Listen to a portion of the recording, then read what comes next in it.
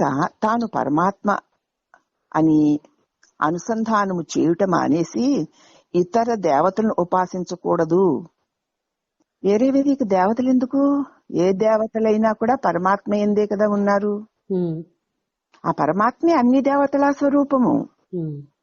అన్ని దేవతా స్వరూపమైన పరమాత్మను సదా సదా సదా ప్రభో నేను మీరే, మీరు నేనే, ఇది అంతా మీదే, మీరు తప్ప రెండో వస్తువే లేదు, మిమ్మల్ని విడిచి 7 14 భువనములు గాని ఆయా భూములో ఉన్నటువంటి దేవతలు గాని ఎవ్వరూ లేరు ప్రభో, అంతా మీరే అన్నటువంటి వ్యవహారం. అటువంటి ప్రార్థన జరుగుతున్న వాడికి వేరే వేరే ఏ ఏ దేవతల్ని ఏం పెట్టి ఎలా ఉపాసన చేస్తాము? చెయ్యాలా? అక్కర్లేదు. కాబట్టి తాను పరమాత్మ అని బ్రహ్మాండ చింతనలో 6వ శ్లోకం అదే కదా. కాబట్టి తాను పరమాత్మని నిన్ను నిరంతరము తాను పరమాత్మ స్వరూపమేనని ఈ దేహమందు ఉండడం చేత జీవుడనో ప్రత్యేగాత్మనో ఊరికే ఉపాధి భేదం వల్ల అనబడుతోందే తప్ప ఉన్నదే పరమాత్మ, అంతా పరమాత్మే, పరమాత్మని విడిచి ఏదీ లేదు. ఆ అంతాలో ఉన్న నేను ఆ పరమాత్మనే అన్న నిరంతర అనుసంధానము చేయడం మానేసి వేరే దేవతలను ఉపాసిస్తే ఇక దేహాత్మ భావన వదలడానికి అవకాశము ఉండదు. ఎందుకు వేరే దేవతను ఉపాసిస్తాము? ప్రపంచంలో నుంచి ఏదైనా కావలసి ఉంటే వేరే వేరే దేవతలను ఉపాసించాలి. కానీ అసలు మరి మనకి ముక్తియే కదా అంతే లక్ష్యము అయి ఉండడం చేత ఇక ఏ దేవత ఉపాసన చెయ్యకపోయినను పరమాత్మ స్వరూప ఉపాసనయే, పరమాత్మ స్వరూప ధ్యానమే నిరంతరము చేస్తూ ఉండవలయును అని ఇక దీని అర్థమమ్మ. బ్రహ్మజ్ఞానము కలవాడు శరీరము నష్టమగునంత కాలము కూడా ఉపనిషత్ వాక్యముల యొక్క అర్థముని విచారిస్తూనే ఉండాలి. శరీరం పడిపోయే వరకు కూడా నాకు జ్ఞానం కలిగిపోయింది, ఏదో ఇది అది, ఇంకా వినేదే ఉంది, ఇంకా అనేదే ఉంది, అలా ఊరికే ఉండడమే అనేటువంటి పని చెయ్యకూడదు. ఎందుకంటే నీకు నిజంగా ఆ స్వరూపము నువ్వు పొందిన తరువాత నువ్వు ఇది చేస్తున్నావా అది చేస్తున్నావా అన్నదే ఉండదు. నువ్వు ఏదీ చేయవు. బ్రహ్మస్వరూపపు భావనలోనే దాని గురించే వింటావు, దాని గురించే అంటావు, దాని గురించే తింటావు, దానితోటే అదే నువ్వై ఉంటావు. ఆటోమేటిక్ గా నువ్వు అది అయిపోతావు. ఆ తర్వాత ఇక ఇది చేయాలి అది చెయ్యాలి అనేటువంటిది ఉండదు. నువ్వు వద్దు అనుకున్నా సరే నీ స్వరూపాన్ని నువ్వు భావన చేస్తూనే ఉంటావు. ఎందుకంటే మనసు అనే పరికరం స్వరూపమునే భావన చేస్తూ ఉంటుంది. బుద్ధి అనే పరికరం స్వరూపమునే నిశ్చయిస్తూ ఉంటుంది. ఇంద్రియములు పంచ జ్ఞానేంద్రియములు 5 ఆ పరమాత్మయందే, ప్రతి శబ్ద స్పర్శ రూప రసగంధాదులన్నీ పరమాత్మయందే లీనమైపోతూ ఉంటాయి. ఎందుకంటే పరమాత్మ భావన నీలో స్థిరపడిపోతే అంటే అతడి నుంచి అన్య విషయ వ్యవహారాలు జరుగుతున్నట్లు కనపడుతున్నను అవి అన్నీ కూడా ఆ దేహం ఉంది గనక ఆ దేహ వ్యవహారం కోసం జరపబడేవే తప్ప ఇక్కడ ఏ విధమైనటువంటి రాగద్వేషాది ఇష్ట అయిష్టాది భావాలతో కూడిన అల్ప వ్యవహారం అతడి నుంచి సాగదు. కాబట్టి ఈ శరీరం నష్టమయ్యే వరకు కూడా ఉపనిషద్ వాక్యాల యొక్క అర్థాన్ని విచారిస్తూనే ఉండాలి. మరియు నిర్వికల్ప యోగమునందే ఉండాలి. అంటే ఏమిటనమాట, చిత్తము చలించు స్వభావము కలిది కదా.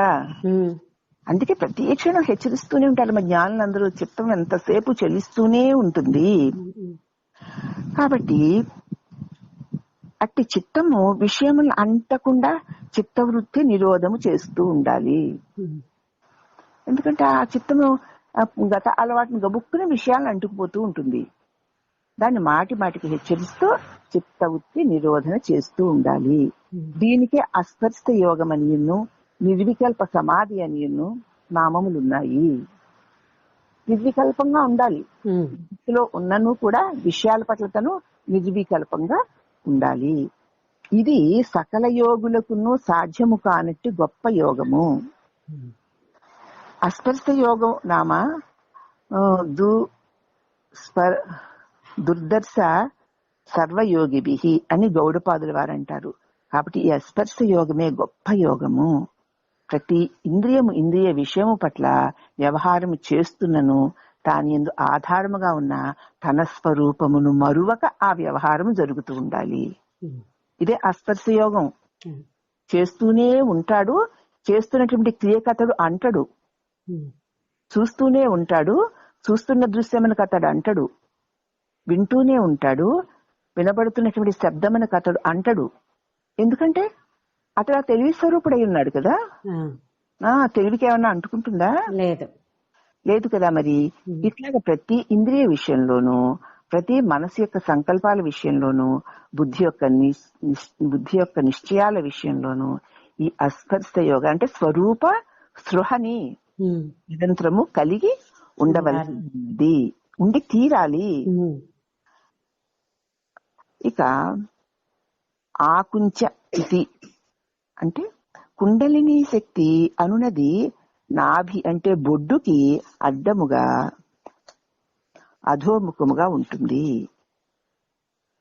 ఆ కుండలిని శక్తి చేత గుదస్థానమునందలి అపాన వాయువును ఆకుంచము చేసి ముడిచి అంటే పైకి ఈడ్చి ఇడాపింగళ సుషుమ్న అను మూడింటిలో సుషుమ్నా కవాటమును తెరచి బ్రహ్మరంధ్రమును భేదింపవలసి ఉన్నది.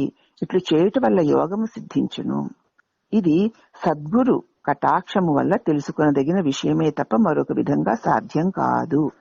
అటువంటి యోగ ప్రక్రియ మనం చెయ్యాలి అనుకుంటే సద్గురువు యొక్క సన్నిధానమున ఆయన కటాక్షిస్తే ఆ పద్ధతి నీకు అవసరమైతే, ఎవరికి ఏ గత జన్మలో ఏ పద్ధతిలో వచ్చారో వారికి ఆ పద్ధతిని గురువు కటాక్షిస్తారు. అతడు కటాక్షించి అందిస్తే తప్ప ఆ యోగమును ఆచరించే సాధ్యము కాదు. ఎవరెవరు ఏ సంస్కారాలతో వచ్చారో ఆ సంస్కారాలకి తగినటువంటి విధానాన్ని గురువు చెబుతూ ఉంటారు. కాబట్టి ఒకరికి ఒకలా చెప్పారు, వాళ్ళకేమో ప్రాణాయామాది యోగాలు చెప్పారు, వీళ్ళకి ఇంకొకటి చెప్పారు అని శిష్యులు వేరువేరుగా అనుకోవచ్చేమో గాని గురువు వారి యొక్క గత సంస్కారాలకు అనుగుణమైన బోధతో వారిని మేల్కొల్పుతాడే తప్ప ఎవరి పట్ల పక్షపాత బుద్ధి అతడికి ఉండదు. అంచేత ఇది మాకు తెలియలేదే, మాకు ఇది ఎందుకు చెప్పలేదు అని అనుకోక్కర్లేదు. అది ఎవరికి ఏది అవసరం అవుతుందో దాన్ని సద్గురు యొక్క కటాక్షం వల్ల తెలుసుకొని దాని వల్ల ప్రయోజనాన్ని వాళ్ళు పొందగలుగుతారు అని చెప్తూ, ఇక ప్రాజ్ఞుడు అనగా బ్రహ్మజ్ఞాని నిర్వికల్ప యోగమునందు ఉండదలిచినప్పుడు వాక్కు మొదలుగా గల ఇంద్రియములను తనకు అధిపతియగు మనస్సునందు ఉంచవలెను.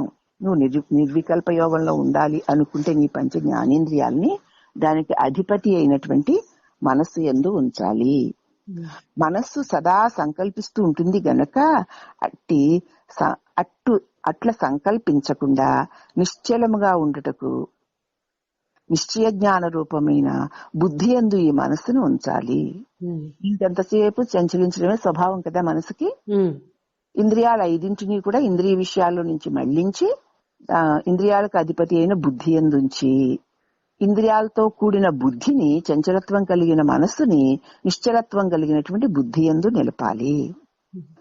ఆ బుద్ధి యందు ఇతర వ్యాపారములు కలిగనియ్యకుండా, ఇక ఏ ఆలోచనలు రానివ్వకుండా నేను బ్రహ్మమును అను నిశ్చయము కలుగుటకై ఈ బుద్ధిని ప్రత్యేగాత్మేందు అనగా సంయుద్రూపుడగు నేను తెలివి స్వరూపుడనై ఉన్నాను కదా, అట్టి జీవుని యందు లీనము చేసి ఆ జీవుడే శాంతమైన ఆత్మ అనగా పరబ్రహ్మము అన్న నిశ్చయమును పొందవలసి ఉన్నది.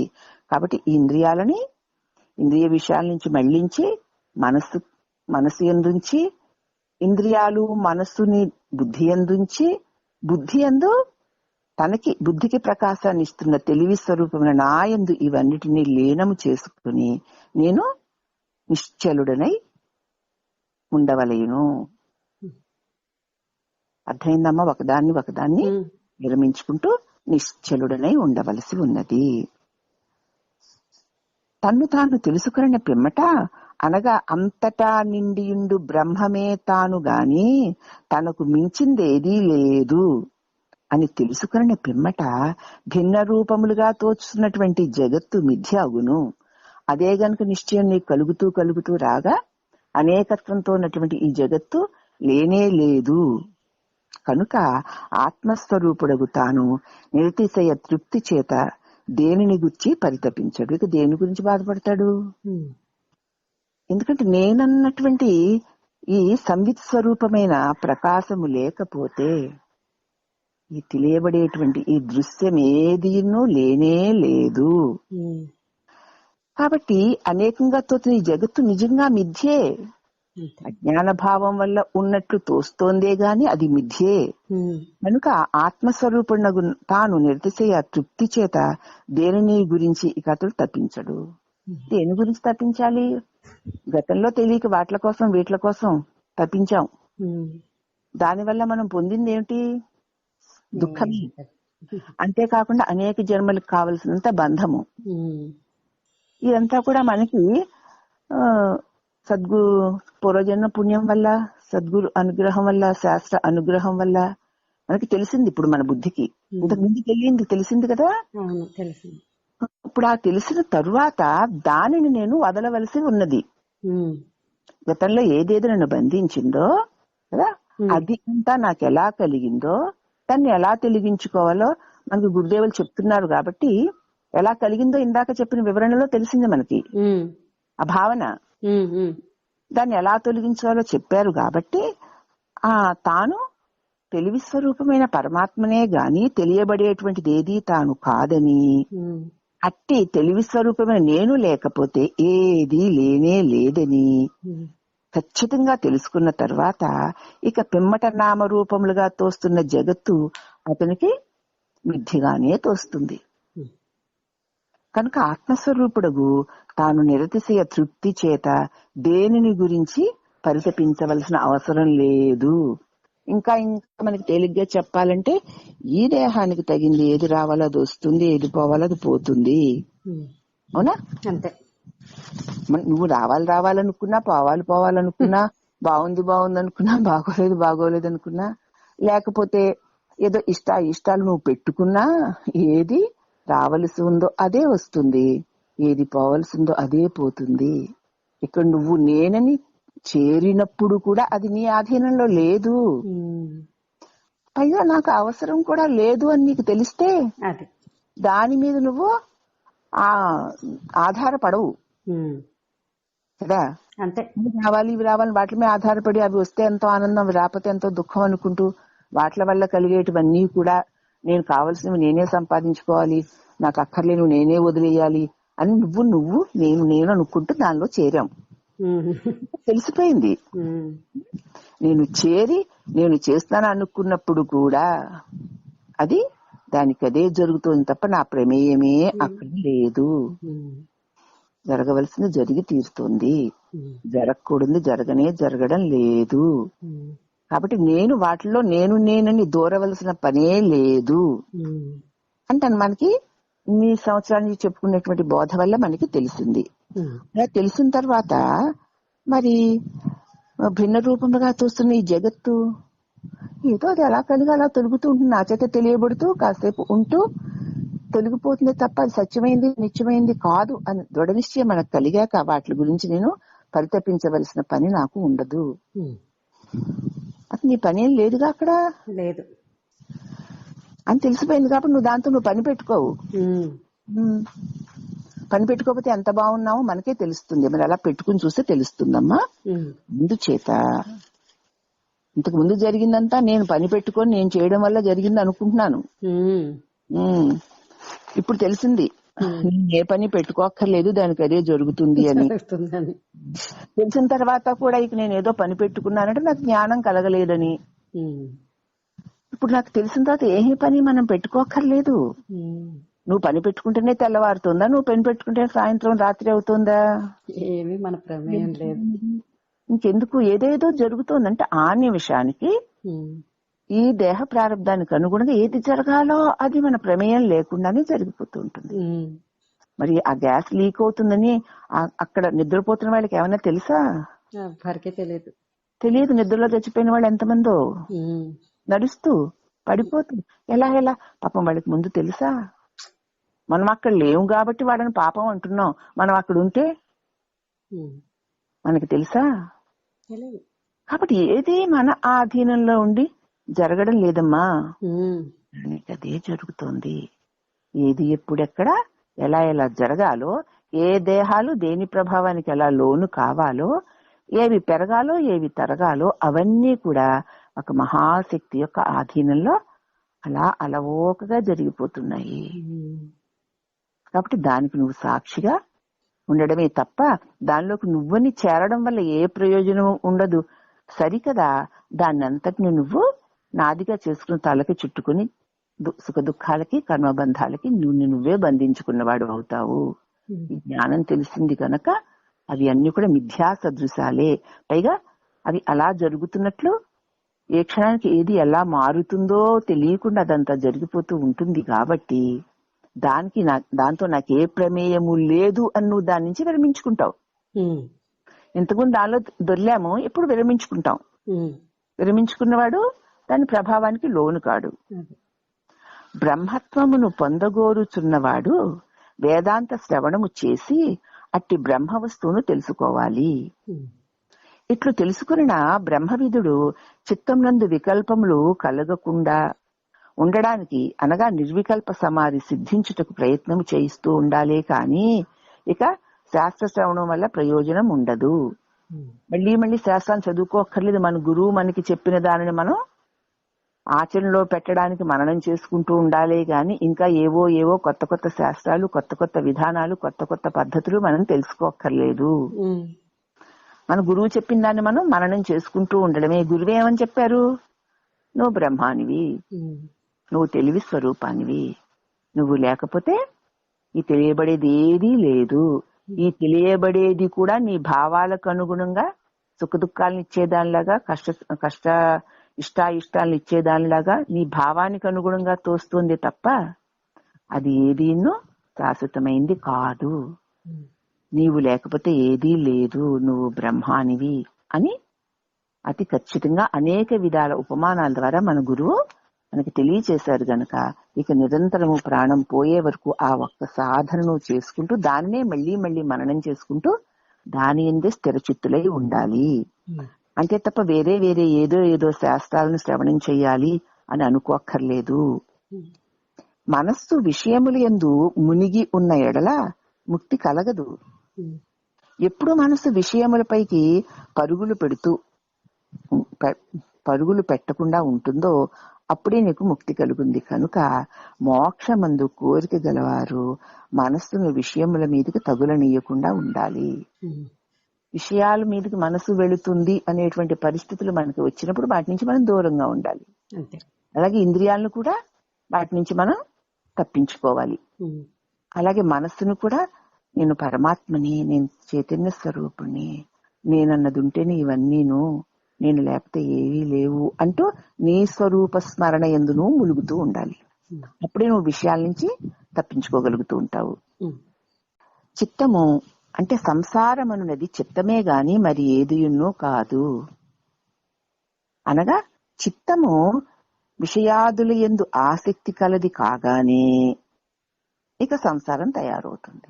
కొంచెం నీ మనసులోకి విషయాల మీద ఆసక్తి కలిగిందా ఇక సంసారం తటస్థిస్తుంది.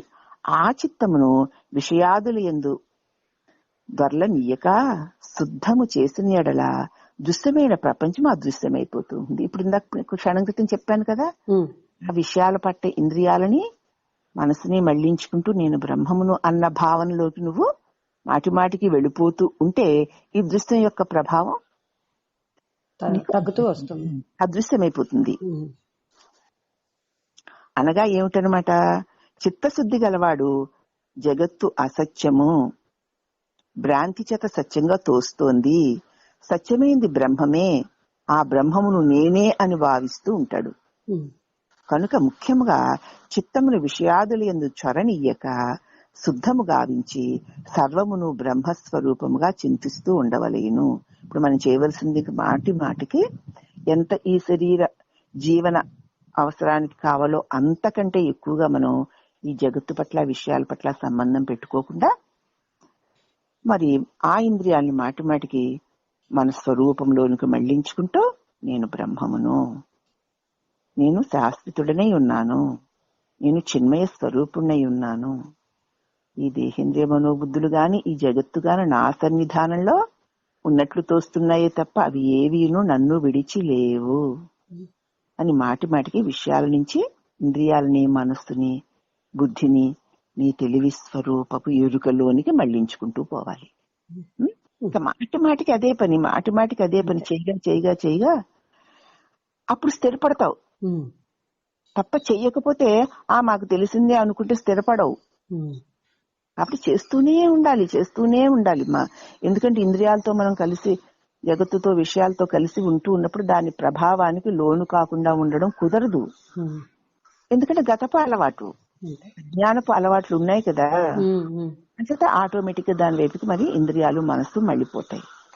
మాటి మాటికి మళ్లించుకుంటూ స్వరూపపు స్పృహ నిరంతరము కలిగి ఉంటే ఇవన్నీ వాటికవే దుళ్ళిపోతాయి. అవి దుళ్ళిపోయే వరకు నీ స్పృహను నువ్వు వదలకు అని స్వామివారి హెచ్చరిస్తున్నారమ్మా. మాయా ఇది, లేనిదానికి మాయా అని పేరు.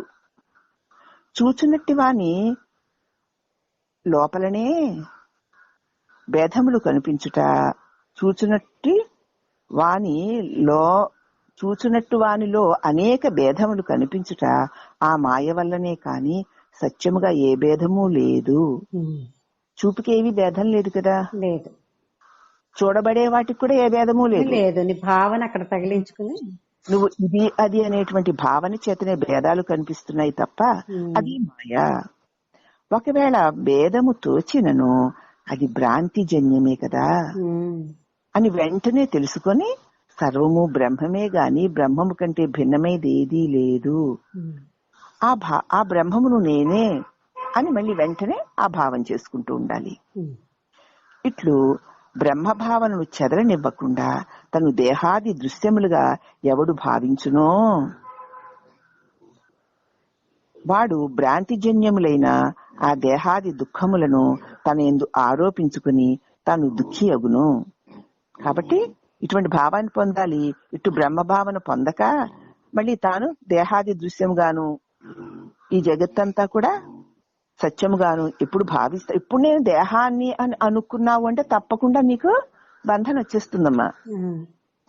అలా ఎప్పుడు భావిస్తుంటాడో వాడు భ్రాంతిజన్యములైన ఆ దేహాది దుఃఖములను తనయందు ఆరోపించుకుని తాను దుఃఖితుడవుతూ ఉంటాడు. కనుక అట్టి దేహాత్మ భావనను పొంది దుఃఖమును చెందక బ్రహ్మమే నేను అని నిశ్చయ జ్ఞానమును చెందుము అని గురువు శిష్యునికి బోధిస్తున్నాడు. కాబట్టి అట్టి నిశ్చయ జ్ఞానం పొందాలే తప్ప ఒక్క క్షణము కూడా నీ స్వరూపపు మరుపు కలగకుండా ఇంద్రియ విషయాల్లోకి వెళుతున్నంత వెంటనే నేను తెలివి స్వరూపాన్ని, మనసు విషయాల్లోకి వెళుతున్న వెంటనే నేను తెలివి స్వరూపాన్ని, బుద్ధిలో వాసనలు తోచిన వెంటనే నేను తెలివి స్వరూపాన్ని, నేను బ్రహ్మమును అన్న భావం నిరంతరము అనుసంధానం చేస్తూనే ఉండాలి. సంసారం అనేది చిత్తమే గాని మరేదీ కాదు. కాబట్టి ఈ చిత్తానికి లోకపు చింతలే సంసారానికి కారణము అని చెప్తూ ఇంకా గురు చెప్తున్నారు. హృదయం ఇతి, విడిపించుటకు వేలు లేనటువంటి ముడి హృదయమునందు దృఢముగా ఉన్నది. మన హృదయంలో విడిపించడానికి వీలు లేనంత గట్టి ముడి పడి ఉందిట. దాన్నే హృదయ గ్రంథి అంటున్నారు. హృదయ గ్రంథిని అజ్ఞానమని అవిద్య అని చెప్పుట కలదు. ఇట్టి గ్రంథిని ఛేదించడానికి బ్రహ్మజ్ఞానమును చక్రమును సంపాదించవలసి ఉన్నది. ఆ బ్రహ్మజ్ఞానమును చక్రము చేతనే ఆ ముడిని ఛేదింపవలయును. భిద్యతే హృదయ గ్రంథి ఛిద్యంతే సర్వ సంశయాః క్షీయంతే సర్వ పాపాని యస్మిన్ దృష్ట్వే పరావరే. ముండకోపనిషత్తులో చెప్పబడింది ఈ శ్లోకం. బ్రహ్మజ్ఞానము కలుగనిదే చిత్తమునందలి అజ్ఞానము తొలగదు. అనేక జన్మలుగా నేను దేహము అనేటువంటి భావన అతి బలంగా అక్కడ ఏర్పడి ఉండడమే ఆ ముడి. అది బ్రహ్మజ్ఞానము కలుగకపోతే ఇక ఈ అజ్ఞానము తొలగదు, చిత్తమందలి అజ్ఞానము తొలగదు. ఒకవేళ బ్రహ్మజ్ఞానము కలిగినను ఈ కనిపించుచున్నది బ్రహ్మమా లేక జగత్తా అన్న సంశయము కలిగనేని భ్రమపడకుండా, నీకు బ్రహ్మజ్ఞానం కలిగింది, నేను బ్రహ్మమును, నేను తెలివి స్వరూపాన జ్ఞానం మనకు కలిగినా సరే మరి ఈ కనిపించేది ఏమిటి, ఇది బ్రహ్మమా లేక జగత్తా అన్న సంశయం కలిగినేని కలుగుతుంది. అంటే జగత్తు ఇంతలా కనిపిస్తోంది కదా, మరి ఇది బ్రహ్మమేనా, ఇది బ్రహ్మమా జగత్తా అన్న సంశయము కలిగినేని భ్రమపడక పూర్వ శ్లోకమును మళ్ళీ మళ్ళీ అనుసరించి బ్రహ్మమేను అని నిశ్చయించుకునవలేను. బ్రహ్మమేను ఎలా నిశ్చయించుకుంటావు? పూర్వ శ్లోకాల్లో ఏం చెప్పబడింది? నేను చైతన్య స్వరూపుడనే, తెలివి స్వరూపుడనే ఉన్నాను. నా స్వరూపమునందు తోచుచున్నటువంటి దృశ్యజాతమంతా కూడా అది ఎటువంటిది? మిథ్య, ఉన్నట్లుంటుందే గాని ఉండదు. తెలివినైన నేను లేకపోతే ఇది ఏదీ లేదు. ఇది అని చెప్పబడేదంతా నా తెలివిలోనే ఉంది. కాబట్టి అది నన్ను విడిచి లేదు. నేను అవి లేకుండా కూడా ఉన్నాను. కాబట్టి నేను బ్రహ్మమును. ఇది ఇది అని తెలియబడేది ఒక భావన వల్ల కలుగుతున్నటువంటి బాహ్య దృశ్యమే తప్ప అది సత్యము కాదు అని మాటి మాటికి మనం దీని గురించి మళ్ళీ మళ్ళీ ఇది జగత్తు బ్రహ్మమేనా కాదా అనేటువంటి అనుభవం మనకు కలిగినప్పుడు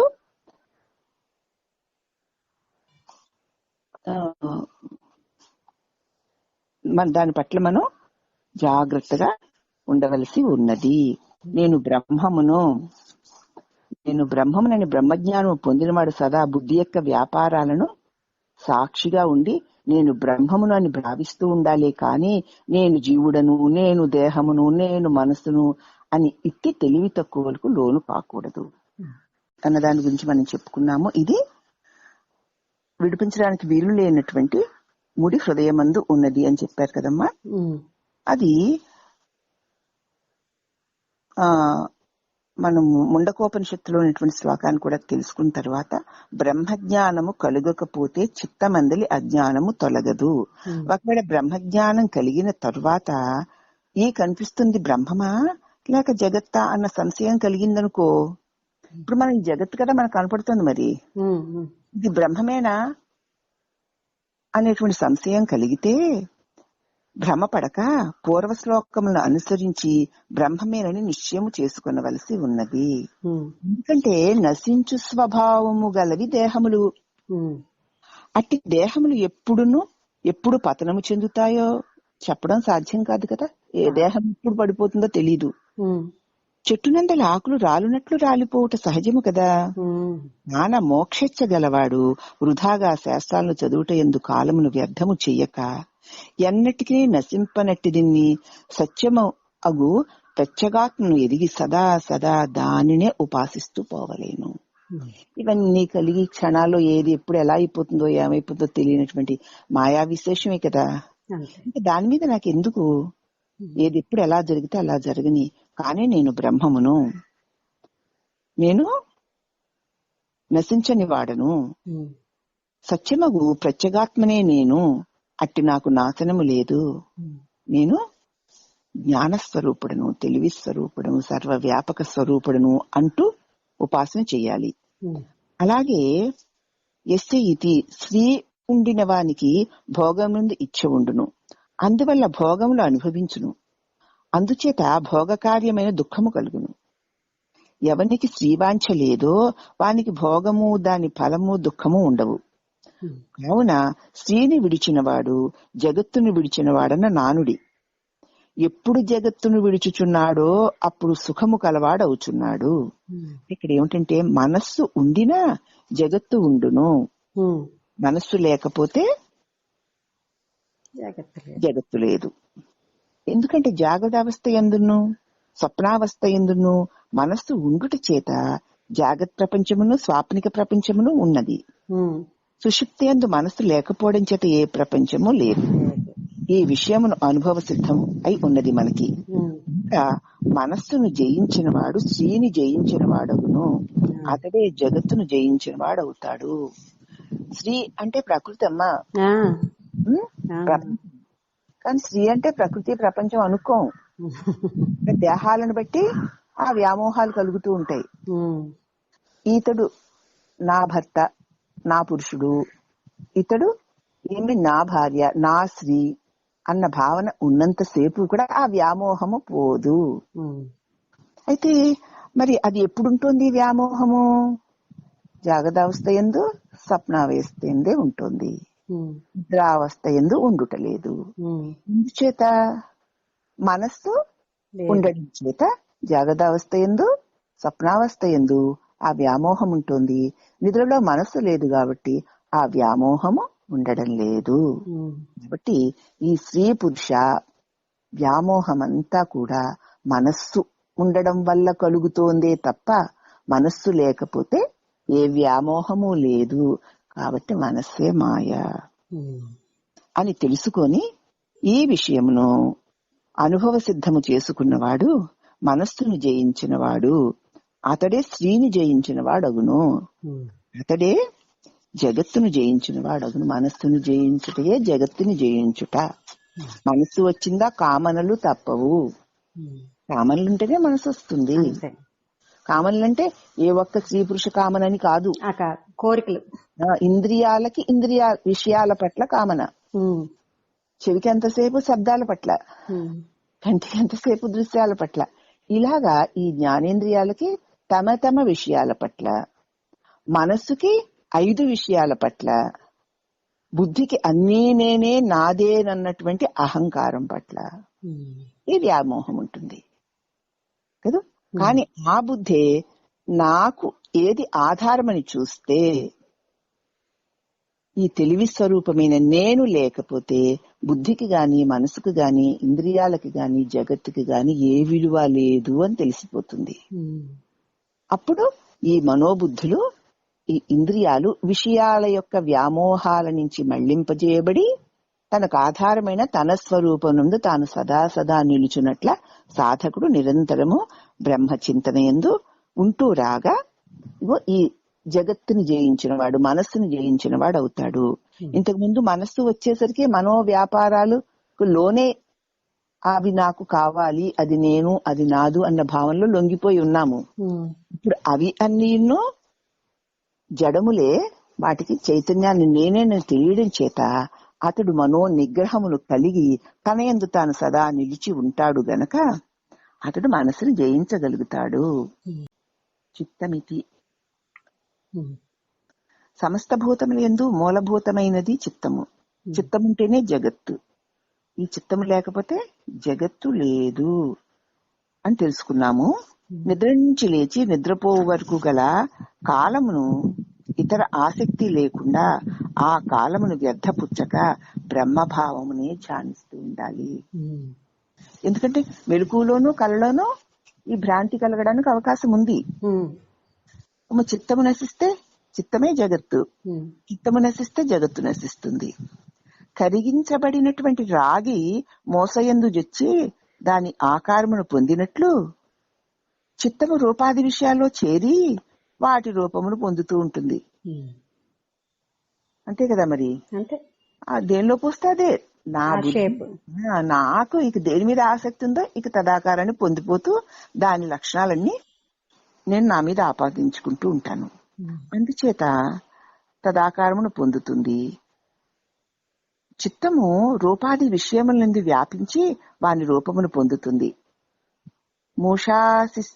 మూషాసిక్తం యథా తామరం తన్నిభంజాయ తీర్థర. కాబట్టి ఏమిటనమాట, శంకరాచార్యులు వారు చెప్తున్నారు, ఆ కారణం చేత ఆ కారణముని అనుసరించి ప్రయత్నపూర్వకంగా చిత్తమునకు చికిత్స చేయవలెను కదా. మరి ట్రీట్మెంట్ అని మనం చిత్త చికిత్స చేసుకుంటూ ఉంటాం. ఎప్పుడైనా మళ్ళీ దాన్ని మననం చేస్తున్న చిత్త చికిత్స. అది చిత్త ప్రబోధం ఉంది కదా మన దగ్గర. అంచేత ఆ కారణాన్ని అనుసరించి, ఎందుకంటే చిత్తానికి ఏ రూపముతో చేత తదాకారాన్ని పొందుతుంది. అందుచేత ఆ కారణం వల్ల మనం ప్రయత్నపూర్వకంగా చిత్తానికి చికిత్స చెయ్యాలి. అట్లు చిత్తమును శుద్ధి చేసుకున్న వాడికి సుఖము లేదా దాని ప్రభావానికి లోనే దుఃఖి అవుతాడు. నిద్ర నుంచి లేచి ఎలాగ చిత్తశుద్ధి? నిద్ర నుంచి లేచి మరల నిద్రపోవు వరకు గల కాలమును ఇతర ఆసక్తి లేకుండా ఆ కాలమును వ్యర్థపుచ్చక బ్రహ్మమునే సదా సదా ధ్యానింపవలేను. ప్రతి క్షణము కూడా బ్రహ్మమైన తానుంటేనే ఏదైనా. కాబట్టి తన వల్ల ఉన్న వాటి యొక్క వ్యామోహంలో తాను పడకుండా ఉండాలి అంటే నిరంతరము తన్ను తానే ధ్యానిస్తూ ఉండాలి. తన్ను తాను ధ్యానించిన క్షణకాలం మర్చిపోయినా మనం మళ్ళీ ఈ భ్రాంతిలో పడిపోతాము. బ్రహ్మవేత్త అయిన వాడు నడుచుచున్నను, నిలుచుచున్నను, కూర్చున్నను, పడుకున్నను, మరి ఏ పని చేయుచున్నను తన స్వరూపమును చింతనయే చేస్తూ ఉంటాడు. బ్రహ్మస్వరూపాన్ని తెలిసిన వాడు నిరంతరము ఏ కార్యకలాపాలు దేహేంద్రియ మనోబుద్ధిలో జరుగుతూ ఉన్నా కూడా అటు స్వరూప చింతనే చేస్తూ ఉంటాడు. అతనికి ఇతర చింతలు ఉండనే ఉండవు. ఎప్పుడు చూసినా అదే చేసుకుంటూ ఉంటాడు. బ్రహ్మానుసంధానపరుడగు యోగి జగద్వ్యాపారముల యందు చిత్తమును ప్రవేశింపనీయక కనుమొమల మధ్య చూపును నిలిపి తేజోరూపమైన పరమశివ స్వరూప ఆత్మను ధ్యానము చేస్తూ ఉంటాడు. ఎందుకంటే ఈ కనుబొమ్మల మధ్య ఉన్నటువంటి స్థానమును జీవస్థానం అని చెప్తారు. జీవుడంటే మరి అక్కడ సమిత్ స్వరూపమైనటువంటి ఈ ఇప్పుడు మనం చెప్పబడుతున్నటువంటి ఈ జీవుడే కదా జ్ఞానస్వరూపుడు. అతడు మనం ఆ కనుబొమ్మల మధ్య అంటే ఆ ప్రదేశంలో నిరంతరము నేను బ్రహ్మమును అన్న భావన చేస్తూ ఉంటే జీవత్వ భావన తొలగి బ్రహ్మత్వ భావన కలుగుతుంది. పరమశివ స్వరూపమైన ఆత్మధ్యానమనే చేస్తూ ఉండవలేను. తేజోరూపమైన ఆ పరమశివ ధ్యానమే నీ స్వరూప ధ్యానము. పరమశివుడి మళ్ళీ ఇంకేదో ఒక రూపమని కాదు, చేస్తూ నీ స్వరూపమునే. ఏమిటి పరమశివ స్వరూపము? తేజోరూపము, ప్రకాశం, తేజోరూపము, జ్ఞాన రూపము. దాన్నే నువ్వు శ్రవణం చేయవలను. అందుకే మనం ఆ పాటలో చెప్పుకున్నాం కదా, చల్లని వెలుగు, తెల్లని వెలుగు, చల్లని వెలుగు. అవునా? తేజస్సు అంటే మళ్ళీ అదేదో వేడి ఉన్న వెలుగు కాదు. అంటే తెలివికి అలా రూపం పెట్టడానికి కుదరదమ్మా. అదే ధ్యానం చేయాలని అనుకున్నప్పుడు ఆ తెలివి రూపాన్ని నీకు ఊహకి అందడం కోసం చెప్పబడినటువంటి ఒక ఆలంబనది. అంతే. ఇది అక్కడ ఏదో జ్యోతి వెలుగుతున్నట్లు ఏం లేదు అని అనిపించచ్చు కదా. జ్యోతి వెలగడం ఏమిటి? నువ్వే జ్యోతివి, నువ్వే జ్యోతివి, నువ్వే తెలివివి, నువ్వే వెలుగువి. ప్రకాశం. కాబట్టి నీ స్వరూప ప్రకాశాన్ని నువ్వు అక్కడ అలాగ స్మరణ చేస్తూ ఉంటే అదేమవుతుందనమాట, ఆ వెలుగు ఎట్టిది? సర్వవ్యాపకమైనది, అంతటా వెలుగుతున్నది. ఆ రకంగా నీకు సర్వవ్యాపకత్వం సిద్ధిస్తుంది. ఇప్పుడు మనం ఈ దేహమందే ఉండి ఈ కించిజ్ఞుడను కొంచెము మాత్రమే వెలిగింపగలిగే కుండలో పెట్టిన దీపంలాగా అది కుండనే వెలిగిస్తున్నట్లు కదా, సూర్యదీపం అంతటినీ వెలిగిస్తున్నట్లు కదా మరి చెప్పుకుంటున్నాము. ఇటువంటి ధ్యానం చేయడం వల్ల నేను తెలివిని నేను ఇంతకు ముందు తెలియబడే దేహము అనేటువంటి భావంతో ఉన్నాము. అంచేత మన తెలివి బంధింపబడినట్లుగా ఉంది. కానీ ఇప్పుడు నేను ఆ సమిత్ స్వరూపాన్ని, నేను సచ్చిదానంద స్వరూపాన్ని, నేను తేజోస్వరూపాన్ని, నేను పరమ ప్రకాశాన్ని అని ధ్యానం చేస్తూ ఉండడం వల్ల నీ తెలివి, నీ ప్రకాశము సర్వవ్యాపకమై ఉండడం చేత నీకు తెలియకుండానే నీవు సర్వవ్యాపకుడివై సర్వత్రా ఉన్నటువంటి తేజోమయ స్వరూపాన్ని నువ్వు పొందగలుగుతూ ఉంటావు. అందుచేత ఇది వేదాంత శ్రవణము చే జ్ఞానము పొందినవాడు తాను బ్రహ్మమని దృఢ నిశ్చయం కలిగిన వాడు. ఇటువంటి వేదాంత శ్రవణం చేస్తేనే సత్యజ్ఞానం ఉదయిస్తుంది. అట్టువాడు తాను బ్రహ్మముని దృఢ నిశ్చయం కలిగి ఉండగలుగుతాడు. ఎందుకంటే మరి ఎక్కడ మనం చెప్పుకున్న ఏ బోధల్ని మళ్ళీ మళ్ళీ మననం చేస్తూ విన్నా ఇది తప్ప మరొకటి ఉండదు. అంచేత మాటి మాటికి వాటినే వింటూ వాటిని గురించి ఆలోచిస్తూ వాటి అనుభవంలోనే నిలిచి ఉన్నప్పుడు ఏమవుతుంది? దానిలోనే దృఢ నిశ్చయం కలుగుతుంది. అప్పుడు వానికి ఈ నామరూప ప్రపంచ ధ్యాస కలుగదు, ఎంతసేపు స్వరూప ధ్యాసే కలుగుతుంది. ఆ స్థితి యందు ప్రాపంచిక భేదములు ఉండవు. కనుక అట్టి బ్రహ్మవిధిని వర్ణవేదములు గాని, ఆశ్రమ భేదములు గాని, ప్రపంచ ధర్మములు గాని, వేదశాస్త్ర పురాణ విధి నిషేధ గ్రంథములు గాని బంధింపజాలవు. ఏవి ఆ పరమ ప్రకాశంలోనే కదా, అంతే. ఆ తెలివిలోనే కదా ఏదైనా ఉండాలి. ఆ తెలివిని ఆశ్రయించుకున్నటువంటి ఈ మిగతావన్నీ కూడా ఆ తెలివిని ఏం బంధించగలవు? కాబట్టి ఈ ధర్మములు అన్నింటినీ పాత రేణువు వంటివిగా తలచి త్యజించుము. పాత రేణువు అంటే మన చర్మం, అలా కొత్త చర్మం, పాత చర్మం ఊడిపోయి కొత్త చర్మం వస్తూ ఉంటుంది. పాము తన కుబుసాన్ని విడిచి అయ్యో నా కుబుసం ఏమైపోయిందని చింతిస్తుందా? లేదు. అసలు దాన్ని వదిలిన కుబుసం వైపుకి చూడనే చూడదు.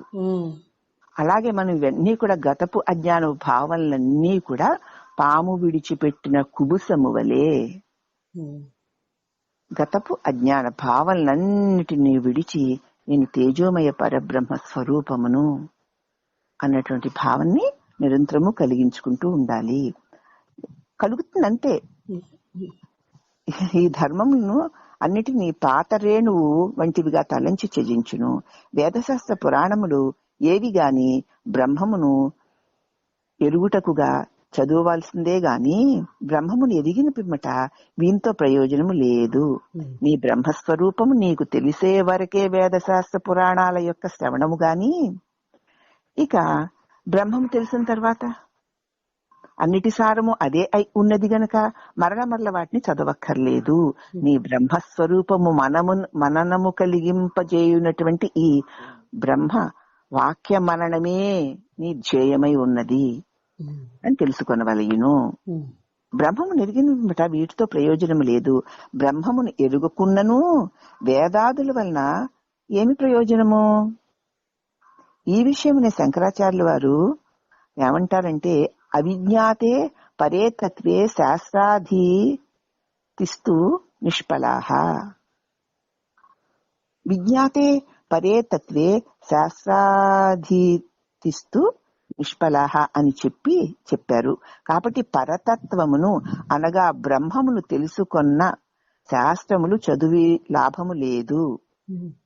తెలుసుకోకపోతే ఎన్ని శాస్త్రాలు చదివినా లాభం లేదు. పరతత్వమును తెలుసుకుంటే శాస్త్రములు చదివినూ లాభం లేదు. పరతత్వాన్ని తెలియక ముందు శాస్త్రాలు చదివినా లాభం లేదు, తెలుసుకున్న తర్వాత శాస్త్రాలను చదివినా లాభం లేదు. అదేమిటండి, పరతత్వాన్ని తెలియక ముందు శాస్త్రాన్ని చదివితే లాభమేముంది, ఎందుకు ఉండదండి అని మనం అనుకోవచ్చు కదా. తత్వస్వరూపమును తెలుసుకొనుటకు శాస్త్రములు చదవాలే తప్ప, వేదాలు చదవాలే తప్ప, ఈ జగత్తు నుంచి వచ్చేటువంటి ప్రయోజనాల కోసం వేదాలను చదివితే ప్రయోజనం లేదు అని ఇది అర్థం. ఇక్కడ ఏది చేస్తే ఏదొస్తుంది అన్న భావనతో వేదాలను చదవడం వల్ల ప్రయోజనం లేదు. తత్స్వరూపాన్ని, తన స్వరూపాన్ని తాను తెలుసుకోవాలనే ఉద్దేశంతో శాస్త్రములను చదవడము, తెలిసిన ఆ చదివిన వాటిని మననం చేసుకుంటూ ఉండడము, గురువును ఆశ్రయించడము, బ్రహ్మస్వరూపం తెలుసుకున్న తర్వాత కూడా శాస్త్రములు అవసరం లేదు.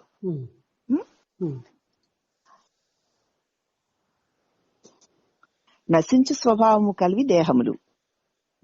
అట్టి దేహములు ఎప్పుడు పతనము చెందునో మనకి తెలియదు. ఇక ఏకాకి ఇతి యతి సంగమునపేక్షించక నిష్కాముడై ఎవరితోనూ మాటలాడక ఉండవలయును. ఎవరు ఏమి అనినను నారాయణ అని ప్రత్యుత్తరము చెప్పవలేను తప్ప వారితో వ్యర్థముగా మాట్లాడకూడదు. మనకి చంద్రమతమ్మ గారు వాసుదేవ్ అంటారు కదా, ఎవ్వరు అవసరమైతే మాట్లాడకూడదు, మాట్లాడవలసి వస్తే పరమాత్మ నారాయణ అని ఆ నామము స్మరించవలేను, వ్యర్థముగా ఎవరితోటి మాట్లాడకూడదు.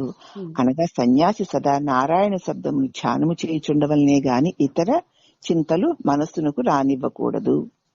ఇక్కడ ఇంకొక మాట మాట్లాడామంటే దానికి ఇంకొక 10 మాటలు, ఆ 10 మాటలు ఒక 20 మాటలు, ఇలా కల్పనలు కథలుగా ఆ మాటలన్నీ మారిపోతాయి. కాబట్టి మనం ఆదిలోనే పరమాత్మ నామంతో దాన్ని వదిలించుకోవాలి. లోక వ్యవహారం చేసినప్పుడు ఎంతవరకు అంతే మాట్లాడిన తర్వాత నారాయణ ఆ నామం చెప్పుకుని అక్కడి నుంచి మనం లేచి వెళ్ళిపోవాలి. అప్పుడు ఏమవుతుంది, నీకు ఆ మాటల యొక్క వ్యామోహాల వల నీ మీద పడదు. అటువంటి అవన్నీ చేసుకుంటూ పోతే ఆ సులువులన్నీ మనకు తెలుస్తూ ఉంటాయమ్మా. ఒక తెలియకపోతే మళ్ళీ మన శాస్త్రం మనకి మన గురువు చెప్పినటువంటి బోధ మనకు ఉంది కాబట్టి మళ్ళీ ఒక్కసారి ఆ బోధని మననం చేసుకుంటూ పోతే మనకు ఆ ముడులన్నీ నెమ్మదిగా వదిలిపోతాయి. ముని అయిన వాడు కౌపీన మాత్రం గాని దిగంబరిగా గాని ఉండి సర్వదా బ్రహ్మధ్యానం ముందు ఆసక్తి కలిగి ఉండవలేను ముని అయిన వాడు. అయితే బ్రహ్మానందమును కోరునట్టి వాడు తనయందు అనగా బ్రహ్మమునందు ఆసక్తి కలిగి విషయాదులందు ఆపేక్ష విడిచి స్థిర చిత్తముతో ఈ లోకముందు అసహాయుడై సంచరింపవలేను. ఈ లోకంలో ఎవరి యొక్క సహాయాన్ని కోరకుండానే ఆసక్తి విషయాలందు ఆసక్తిని వదిలేసి స్థిర చిత్తంతో తాను బ్రహ్మమునన్న భావంతో జీవించవలయును. సందిగ్ధ ఇది మరి సన్యాసి అగువాడు జాతి మత ఆచారము మొదలగు భేదములు లేక ఇతడు ఇటువంటి వాడు అని ఎవరు గాని తెలుసుకొంటకు వీలు లేని సందిగ్ధ రూపుడే ఉండవలేను. వీడేం కులం వాడంటావు, ఏ జాతి వాడంటావు అని ఇతరులు గుర్తించడానికి వీలు లేకుండా ఉండాలి. మరియు విషయాతులు కనిపించుచున్నను గ్రుడ్డివాడి వలె తాను చూడకుండా ఉండవలేను. ఎందుకంటే వాటితో పనే ఉంది, ఏవో ఉన్నాయి అక్కడ దృశ్యాలు నాకెందుకు అని ఉండాలి. అందరూ తనను పలకరిస్తూ ఉన్నప్పుడు మోగవాని వలె తాను ఎవరితోనూ మాట్లాడకుండా ఉండవలేను. తప్పనిసరిగా సమాధానం చెప్పవలసి వస్తే చెప్పాలే తప్ప లేకపోతే మాట్లాడకూడదు. జడములాగున దీని యందును ఇష్ట లేకుండా ఉండవలేను. అనగా ఇంద్రియ జయమును పొంది సదా బ్రహ్మధ్యానము చేస్తూ ఉంటే దేహ పతనము దనుక ఆ బ్రహ్మధ్యానముతోనే లోకంలో సంచరిస్తూ ఉండాలే తప్ప ఏ ఒక్క విషయమునందు స్పందించినా దాని ప్రభావానికి లోను కావడం తప్పదు. అంత జాగరూకుడై ఉండాలి. ఇదంతా అది ఎవరో మునిగారు కట, అది ఎవరో యోగి, మనం సంసారం కదా మనకెక్కడ కుదురుతుంది అనుకో. సంసారం ఎక్కడుంది, లేదు కదా, మనసే సంసారం కదా. మరి నిరంతర నేను బ్రహ్మస్వరూపం మననంలో ఉన్నవాడు ఏ ఆశ్రమంలో ఉన్నా మునే అని చెప్పారు కదా. అవును. అసలు సహజంగా మనం బ్రహ్మ భావనతో కూడి ఉంటూ ఉండడం చేత ఈ శరీర ధర్మాలకు అనుగుణమైన క్రియాకలాపాలు వాటికవే జరిగిపోతూ ఉంటాయి గనక వాటి ప్రభావానికి మనం లోను కాకుండా ఉండగలం. ముందు మనం నిరంతర బ్రహ్మానుసంధానంతో ఉందాం. అలా ఉండడమే. ఏదైనా నేత్రముల చేత చూడబడిందో అది అంతయు పరమాత్మయే కదా. నా తెలివి స్వరూపమే కదా కనపడే వాటి నిండా ఉంది కదా. అవును. ఒక వస్త్రం మీద గీయబడిన చిత్రం లాగా నా తెలివిలోనే కదా ఇవన్నీ ఉన్నాయి. అంతే. చిత్రంలో వస్త్రాన్ని విడిచి లేవు కదా. అలాగే నా తెలివిని విడిచి ఈ కనిపిస్తున్న దృశ్యాలు ఏవీ లేవు కదా. అన్ని నా తెలివి అందే భావనలకు అనుగుణంగా ఆ దృశ్య రూపంగా కనపడుతున్నాయి అంతే. ఇప్పుడు నాకు అక్కడ భావనలు లేవు, బొమ్మలు లేవు. భావనలు ఉన్నాయి, బొమ్మలు ఉన్నాయి. భావనలు ఉన్నప్పుడు నేను తెలివి రూపమై ఉన్నాను, భావనలు లేనప్పుడు నేను తెలివి రూపమయ్యే ఉన్నాను అని తెలుసుకున్నప్పుడు భావనల వల్ల బంధన కలగదు, భావనలే ఉండవు. భావనలు లేకపోవడం వల్ల ఏమైంది, వస్త్రం మీద బొమ్మలు గీయబడవు నా తెలివి మీద. ఒకవేళ గీయబడినను అవన్నీ కూడా భావనలే అని తెలుసుకోవడం చేత బంధం ఉండదు. వ్యవహారానికి అది వచ్చినా దాని పట్ల మనకి నేను నాదనేటువంటి బంధము ఉండదు.